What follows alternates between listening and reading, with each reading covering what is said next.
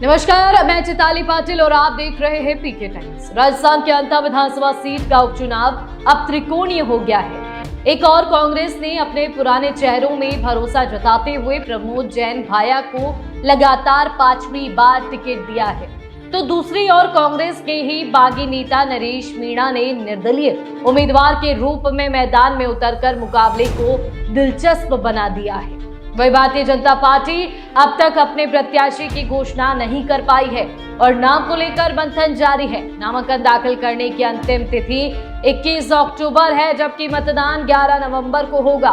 14 अक्टूबर को नरेश मीणा की नामांकन सभा में उमड़ी भारी भीड़ ने कांग्रेस के खेमे में खलबली मचा दी।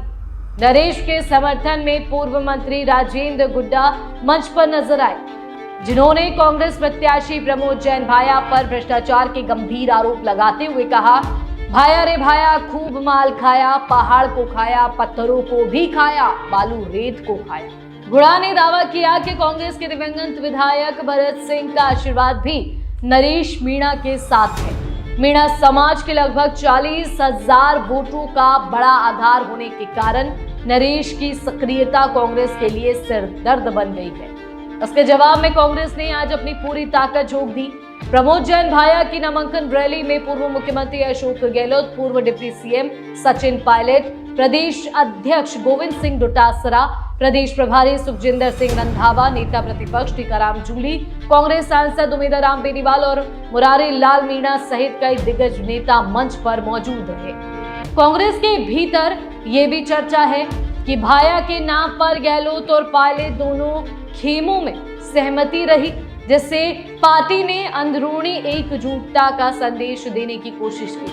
हालांकि कोटा से कांग्रेस के लोकसभा प्रत्याशी रहे प्रहलाद गुंजल और प्रमोद जैन भाया के बीच की अदावत किसी से छिपी नहीं है। यही वजह रही कि कांग्रेस के बड़े नेता एक दिन पहले ही अंता पहुंचकर गुंजल से मुलाकात करने गए, ताकि भाया के समर्थन में सारे मतभेद दूर किए जा सके। कांग्रेस को डर है कि आंतरिक कलह की कहीं प्रचार अभियान को कमजोर ना कर दे। उधर भाजपा की ओर से अब तक प्रत्याशी की घोषणा नहीं होना राजनीतिक चर्चाओं का बड़ा विषय बना हुआ है। माना जा रहा है कि पूर्व मुख्यमंत्री वसुंधरा राजे की सिफारिश पर नंदलाल सुमन या प्रभुलाल सैनी में से किसी एक को टिकट मिल सकता है।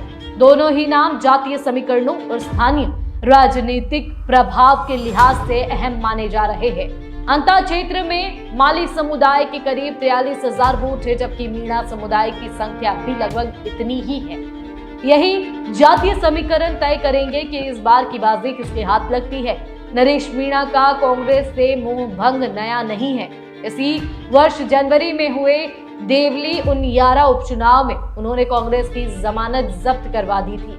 उस समय नरेश ने 59,000 से ज्यादा वोट हासिल किए, जबकि कांग्रेस उम्मीदवार कैसी मीणा को मात्र 31,000 वोट मिले। भाजपा के राजेंद्र गुज्जर ने वहां जीत दर्ज की थी। इससे पहले 2023 विधानसभा में भी नरेश मीणा ने निर्दलीय चुनाव लड़कर छबड़ा विधानसभा में कांग्रेस का खेल खराब किया था। नरेश को चुनाव में लगभग 40,000 वोट मिले और कांग्रेस प्रत्याशी को हार का सामना करना पड़ा।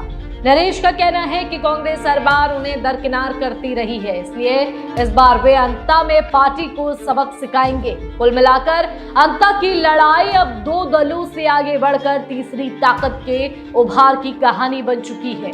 एक और कांग्रेस का मजबूत संगठन और सत्ता में रहने का अनुभव है, तो दूसरी ओर नरेश मीणा का जातीय आधार और बागी तेवर।